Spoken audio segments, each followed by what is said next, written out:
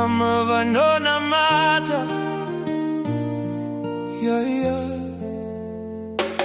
One Ragnar, kana ndisina simba. Mama vanonamata,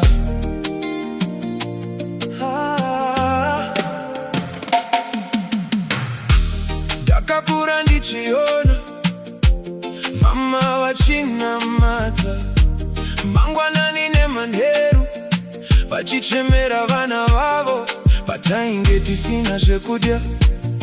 Mama vaisaratidza kupererwa, vaingopinda mumba vopfugama vachinamata. Pandakanga ndarasika, mama vakanditsvaga. Pandakatadza nzira, mama vakandichemera. Handina kuziva kare kuti minamato yavo ndiyo yaichengeta upenyu hwangu mazuva ese kana ndisina simba. Mama vanonamata kana ndiri mumatambudziko.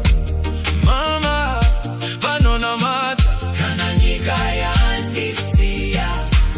Mama vanonamata, misodzi yavo inondisvitsa kuna Mwari.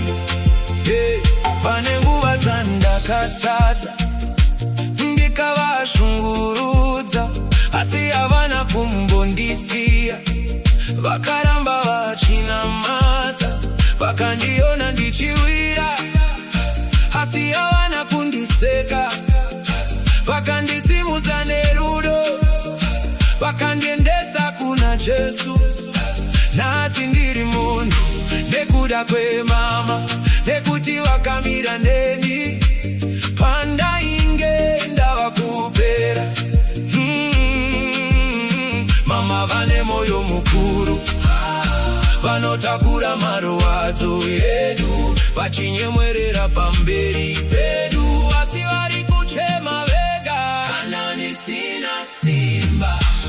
Mama vanonamata kana ndiri mumatambudziko. Mama vanonamata kana nyika yandisiya.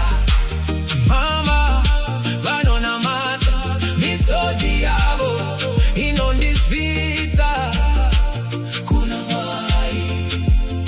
Mama ndinoti thank you neminamato yenyu, ndiri pano nhasi nekuda kwenyu. Kana Mwari wakandikomborera, handingakanganwi kuti pane mukati akandichemera.